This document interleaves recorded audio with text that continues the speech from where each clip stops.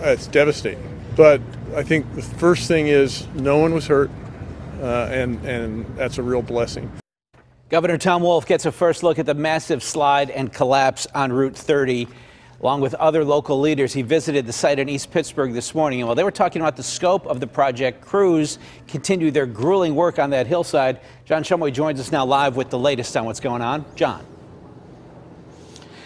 Yeah, and there's been a significant change since the governor was here. Take a look up topside. The guy who's running that bulldozer is Pat Leonard, and all of that debris piled up is the remaining asphalt and concrete of what were the driving lanes of Route 30. Those driving lanes, although collapsed, were still intact when the governor arrived this morning.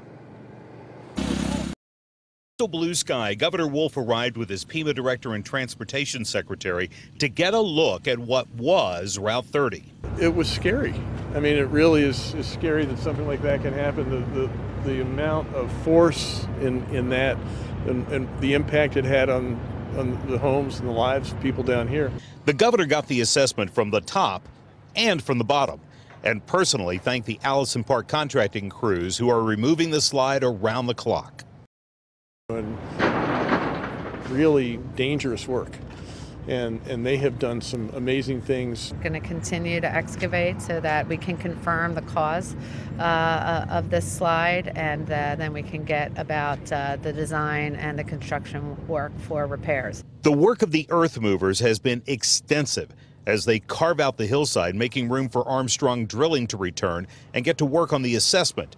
4 more drillings are needed to help the engineers design the fix.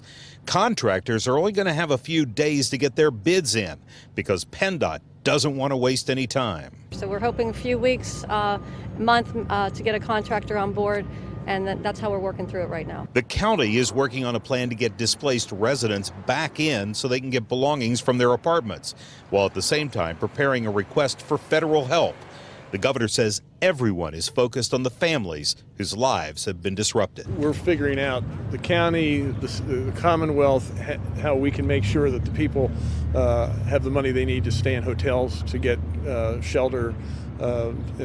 So whatever happens, we want to make sure the people are safe. And the process that you are watching, as well as the drilling, is a 24-hour process that is going on out here.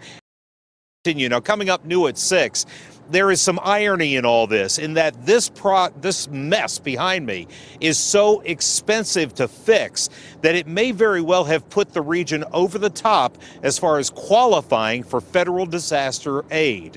We'll talk about that more at 6. For now, live in East Pittsburgh, John Shumway, KDKA-TV News.